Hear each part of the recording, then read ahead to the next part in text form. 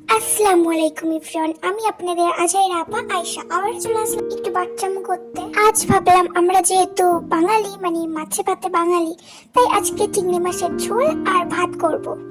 তো let's go. তো যেহেতু আমি চিংড়ি মাছের ঝোল করব তাই চিংড়ি মাছ তো মাস্ট লাগবেই, তাই জন্য এখানে আমি সিদ্ধ চিংড়ি নিয়ে নিয়েছি আর নিয়েছি চাল।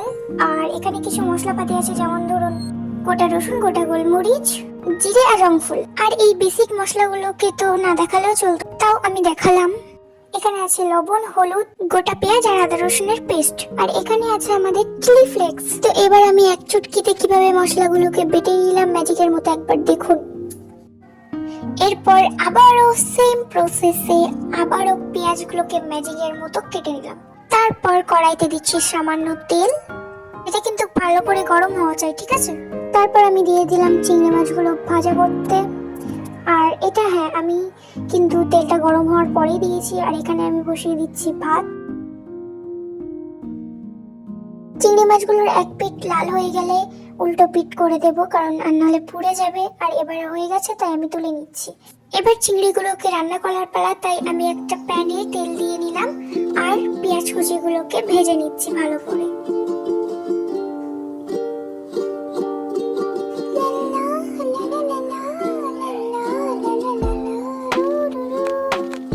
পেঁয়াজগুলো একটু নেড়ে চেড়ে লাল লাল করে ভাজতে হবে।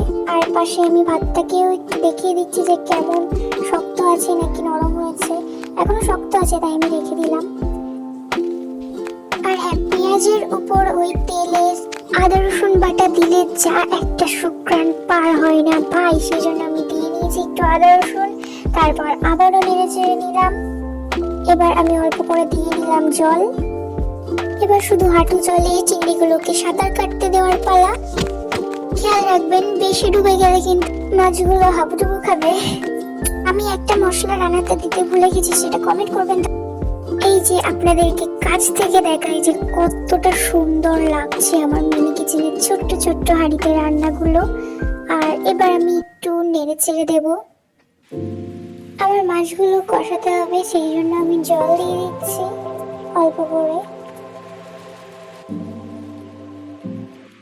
এবার যদি আপনারা চান যে আপনাদের রান্না থেকে একটা সুন্দর ঘ্রাণ আসুক, তাহলে উপরে একটু সামান্য জিরে গুঁড়া ছিটিয়ে দেবেন। ব্যাস এটুকুই, সামান্য ছড়িয়ে দেবেন। এরপর আমার রান্নাটা ডান, তাই আমি এটাকে তুলে নিচ্ছি। জাস্ট লাল লাল ঝোলটা দেখুন একবার, ওহ খেতে যে দারুণ লাগবে না। আর হ্যাঁ, ওই চুলাতে আমার আঁচটা ভালো করে লাগছিল না হাঁড়ির গায়ে, সেই জন্য আমি এখানে নিয়ে এসে এই চুলাতে দিলাম হাঁড়িটা। আর দেখুন এখন আমার ভাতটা হয়ে গেছে, তাই আমি এবার ওটাকে নামিয়ে নেব। আর হ্যাঁ, ম্যাজিক দেখাতে দেখাতে আমার ফ্যান সরানোর ভিডিওটাও ম্যাজিক হয়ে গেল, সরি, কিছু মনে করবেন না। আর এই যে আমার ছোট্ট কিউট প্লেটে এখন আমি ভাত বেড়ে নিচ্ছি। এই লোভনীয় মাছ ভাত খেতে হলে কিন্তু সাবিকুনের বাড়িতে অবশ্যই আসতে হবে আপনাদেরকে। তো ভিডিওটা এই পর্যন্তই, আল্লাহ হাফিজ।